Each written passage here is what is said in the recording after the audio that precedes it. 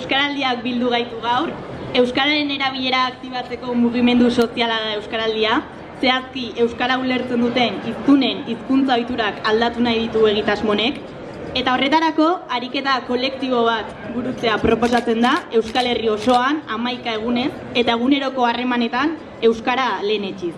Azken batean, Euskaraz bizitzea posible egingo duten neurriak eta espazioak sorrarazi nahi dira ekimen honekin. Eta aurten, lehen aldiz, berezitasun bezala udaberrian izango da maiatzaren 15-tik 25-era. Usurbilen, iazko udazkenean elkartu ziren dozena bat euskaltzale, herriko eragiletako kide zein norbanako, Euskaraldia herriratzeko helburuarekin. Eta aurten ere hori da beraien asmoa, kaleak astinduz eta giroa sortuz. Dakizuen bezala, belarri prest edo abizi rolak hartzean geure hizkuntza ohiturei erreparatzen diegu. Eta beraz, norberaren kontzientzia linguistikoa pizten dugu. Euskaraldia beraz ez da Euskararen aldeko kanpaina hutsa. Batetik, aktiboa diren euskaldunak ahalduntzen laguntzen duelako, eta bestetik, pasiboak diren euskaldunak motibatzen eta prestigiatzen dituelako. Hau horrela, usurbildarrek Euskaraldian izena eman dezaten sustatzeko, ekimenean parte hartuko duten herritar taldea osatu dute. Genero, adin, esparru, auzo, bizipen linguistiko anitzeko 11 lagun. Batzordeko kideekin batera, Euskaraldiaren kolaboratzaile aktiboak izango dira. Horietako batzuk ditugu hemen, gerturatu daitezela.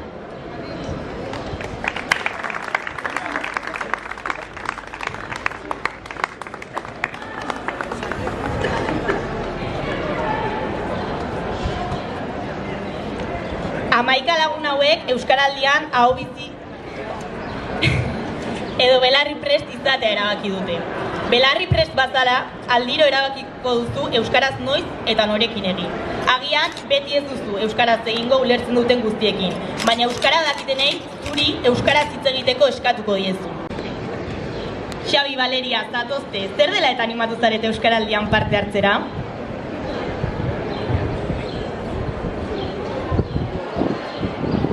Kaixo,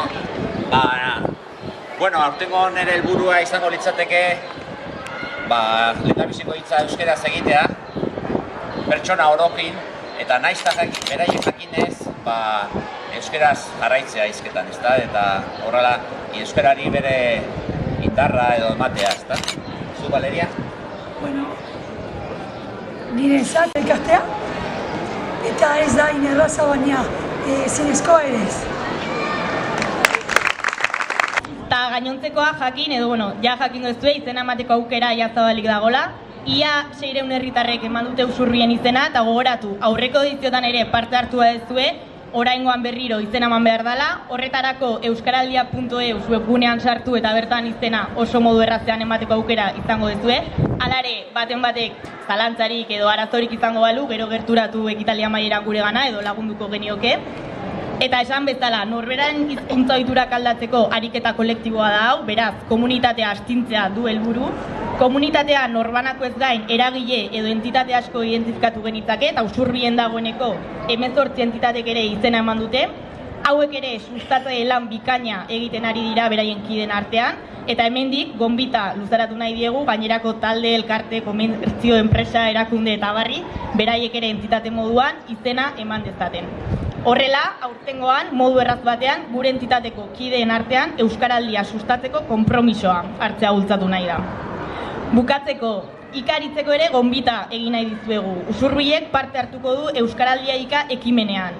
Nahi duenak horretarako aukera izango du ere izen ematean. Eta Euskaraldiako txaparekin batera, daraman pegatina banatuko da, pertsonak ika egitera animatuko gaituelako horrela eta itanaren erabilera indartuko dugulako.